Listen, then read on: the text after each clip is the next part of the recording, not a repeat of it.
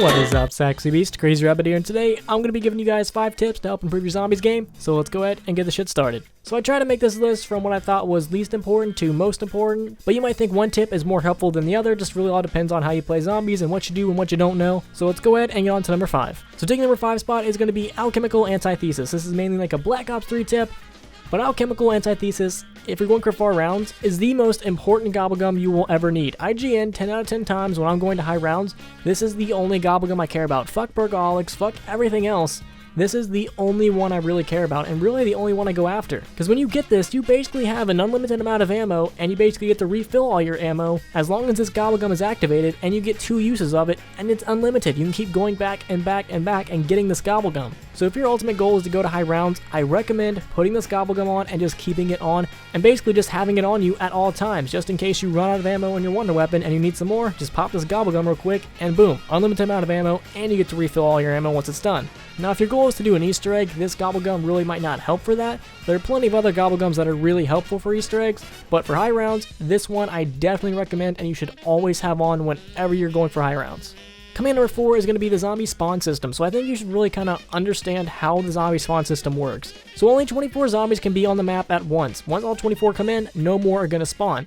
Now back in the day in World of War and Black Ops 1, this was awesome because once you get 24 in, you can run as far away from them as you want and they're not going to respawn on you. So you can basically train them and go around the map to a trap or basically take them to wherever you want to go. And you never have to worry about them spawning in ahead of you. Now with Black Ops 2 and 3, it's a little bit different. Once you get a certain amount of distance away from the zombies, they will actually respawn in ahead of you. And if you're playing on Black Ops 2 or 3, you really kind of need to understand the distance between you and the zombies and how far you can actually get before they respawn on you. And you also need to understand where they all can spawn at. It really helps knowing where the zombies spawn in because if you get too far away from them and they start respawning, you can know, okay, if I take this left up here, I'm probably going to die, but if I go right, I'm more than likely going to be safe. So just understanding the zombie spawn system can really help you become a better player.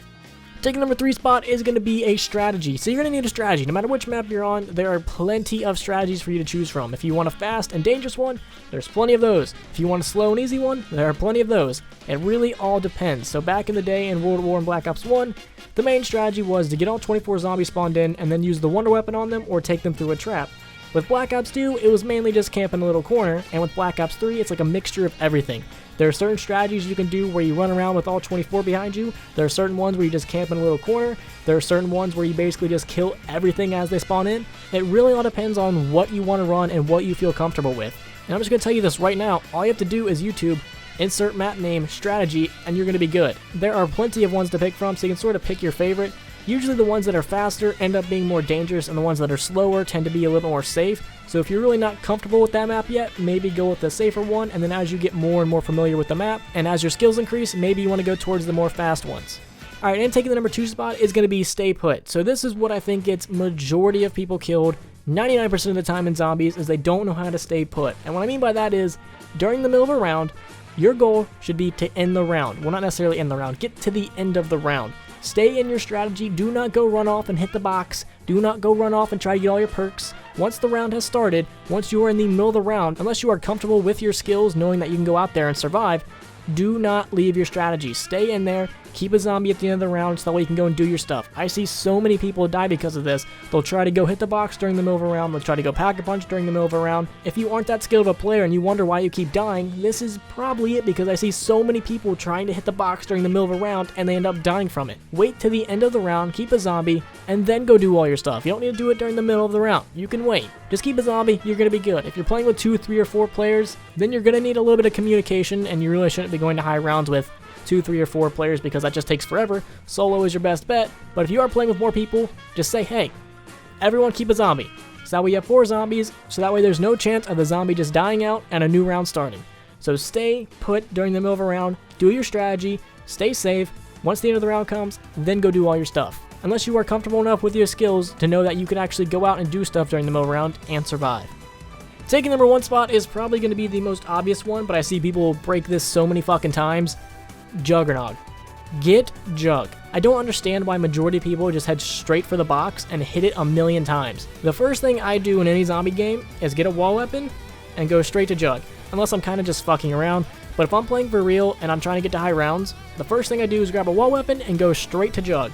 Once I get Jug, that's when I feel comfortable enough to go hit the box or go do whatever else I need to do. But I just see so many people whose first instinct is to go to the box and just spam it a million times in a row, and then they wonder why they die. It's probably because they're on round 15 without Jug, still trying to hit the box. The first thing you should do in any zombie game, get to power, get to Jug. Once you have Jug, you are safe enough to go do whatever you want to do. Especially in the older games when it was a 2-hit down and not a 3-hit down like in Black Ops 3, it was so crucial that the first thing you had to do was get Jug. But yet, people still want to go hit the box over and over and over again. Trust me, the Wonder Weapon isn't going to go anywhere. You can still get it. Get your Jug, get your points, then you can go spam the box until the end of the world. So those have been 5 tips that I thought would help you guys get better at zombies. If you guys like to see me do more videos like this, where I just give you guys tips, maybe on certain maps or maybe on certain games, let me know in the comments. And if you guys good, please leave a like and subscribe if you haven't already. Peace.